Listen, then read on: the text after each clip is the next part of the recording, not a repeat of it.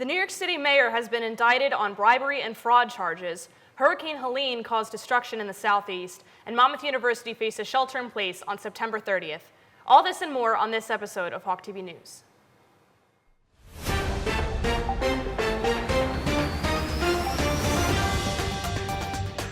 Hello and welcome to another episode of Hawk TV News. I'm Chloe Gosk. And I'm Jefferson Gonzalez. New York City Mayor Eric Adams was indicted on criminal charges including bribery and fraud.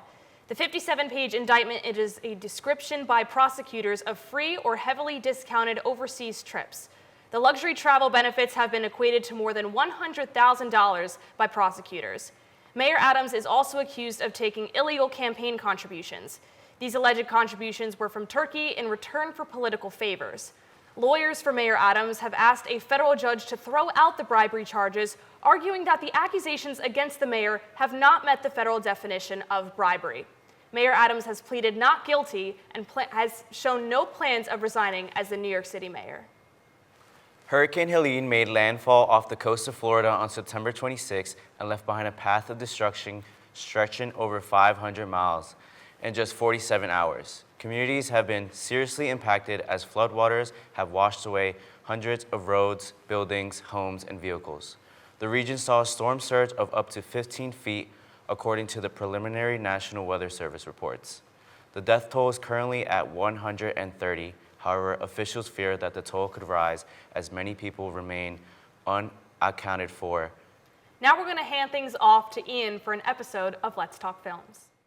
Hello everyone, and welcome back to a new episode of my favorite show, Let's Talk Films. Over the summer, I had the opportunity to binge watch a ton of films, ranging from different topics to release dates. An interesting film that stood out for me was Alex Garland's Civil War, an A24 film with a short runtime of 1 hour and 49 minutes, but definitely worthy of your attention. Written and directed by Alex Garland, Civil War journeys across a future dystopian and broken down nation comprised of 5 fighting forces: the Loyalist states against the Western forces, Second Republic of Texas, Republic of California, and the Florida Alliance. Try saying that 5 times.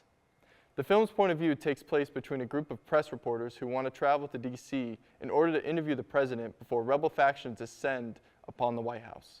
Kirsten Dunst, who plays one of the reporters, takes in a wannabe reporter played by Kaylee Spaney across their journey to D.C. Every single scene is packed with thrilling and emotional action, which is followed by still black and white shots that truly allow a viewer to truly take in the emotions of the fighting and destruction taking place. The soundtrack, while unnoticeable, sets to add a darker tone to the film. Strangely, the film has an eerie connection with current U.S. politics, with the movie's main messaging being about extreme political polarization and rhetoric. For example, in the beginning of the film, in which the president, played by Nick Offerman, one of my true heroes, is about to give a speech to the nation. The film then cuts back and forth to footage of an actual U.S. protest and other historical events such as January 6th, maintaining an eerie connection between our world and the dark world of Civil War. Overall, Civil War is not a film I recommend just playing in the background. I truly recommend taking in the aesthetics of the film, as well as the main political messaging that it's trying to convey to the viewer. While on the surface, it appears to be another war film, the connections that Garland points out in the film make it more horrifying than the action scenes themselves. But that's all the time we have for this week. Thank you so much for watching our latest segment of Let's Talk Films. My name is Ian Epstein, and I will see you all next time. Thanks, Ian. Red Bank Police Chief Darren McConnell has agreed to resign after settling with the borough. A report by the New Jersey Attorney General's office recommended firing McConnell after he failed to report to his supervisor that he was dating his subordinate and using his position to benefit his significant other. McConnell has been on paid leave since late February, but officially retired on October 1st. Since he was not fired, he will receive his annual pension of about $130,000 and about $182,000 of accrued time, but will pay $66,000 to the borough manager, Jim Gant. McConnell has been the chief since 2013 and was accused by the police union in August of 2023 of having an inappropriate relationship with subordinates. The dating policy at the time stated that relationships must be reported to Human Resources. However, the regulations have since changed to prohibit dating.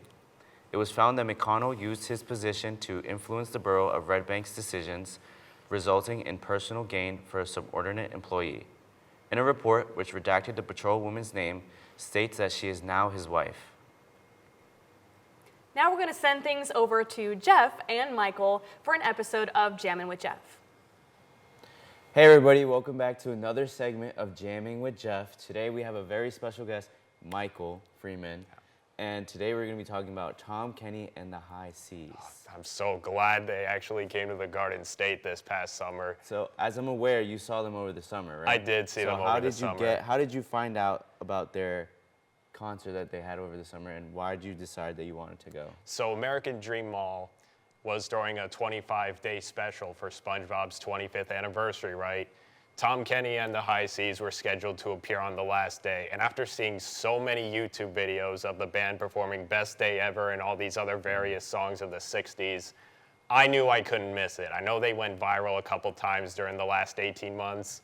I genuinely could not bear missing that. And so, what was your favorite song that they performed? Wow, I have a lot of choices. They played "Where's Gary" from a 2005 episode. Classic. The Munsters theme, which was a really popular song. "Tossing and Turning" was a catchy song too. But once the band played "Best Day Ever," the roof, everyone just exploded. Everyone was just so excited, like I was too. All those YouTube videos I watched just came into reality. Well, that does seem fun. I used to grow up watching SpongeBob a lot. Like, I was just SpongeBob. Of course. SpongeBob. Especially the movie. The movie was great. The movie is a cinematic I've always masterpiece. wanted to have my own personal Krabby Patty mobile. So Isn't Wendy's doing a Krabby Patty or something? I heard that. I saw that on. I want to see more sources. Yeah. But that sounds like a great experience, and I'm so glad that you Oh, were able yeah. to go. And do you know if they're doing any more shows nearby, or like in general? Well, I know that this past weekend they played in Homer, New York for an animation festival. As a matter of fact, a couple days after the American Dream show, they played in New York City. And then November 1st, they're going to be playing Scottsdale, Arizona. And on November 14th, they're playing at the Big Bubble Rave. And those are all the upcoming shows I know about. Nice. And they sound really cool, too. I mean, it really makes me happy that the band is going around the country, bringing special guests, still playing Best Day Ever, even after over 15 years. Yeah. Some nice surprises about the American Dream concert was the voice of Karen the computer appearing out of absolutely nowhere. And even when Tom stepped out for like a brief second, like another time after the show ended, my friends and I thought he was going to come out again. So because of that, we stayed for a bit. We met some of the High Seas. Like they were packing up, and we got to talk to them about, like, you guys are amazing. Please come to New Jersey again. We want to see you guys perform again. Yeah. Well, that's enough time for today's segment with Jamming with Jeff. If you love SpongeBob and you love nostalgia, or you love good music, or you want to have a good day, listen to Tom Kenny and the High Seas. They're amazing, guys. You will not regret going to a single show. On September 30th, the Monmouth University Police Department was alerted to a threat in Elmwood Hall.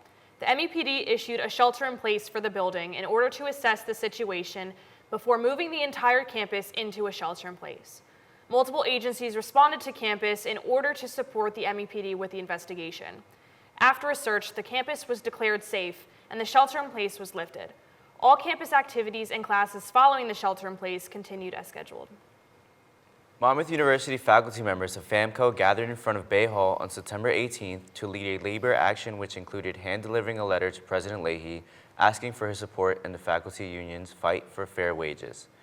The contract negotiation period is now reaching 8 months. When the demonstration reached the Great Hall, faculty members read aloud the letter with a megaphone, hoping that administrative members inside will be able to hear the message. President Leahy was not in the Great Hall at the time of the demonstration and said he was off campus at a meeting. In an email sent to the faculty, Leahy said, quote, "I trust that future conversations regarding the current contract, however passionate, will be handled in the most professional way possible. I look forward to resolving the current contract negotiation as quickly as possible." That's going to do it for this week's episode of Hawk TV News. I'm Chloe Gosk. And I'm Jefferson Gonzalez. Thanks for tuning in, and we'll see you next time.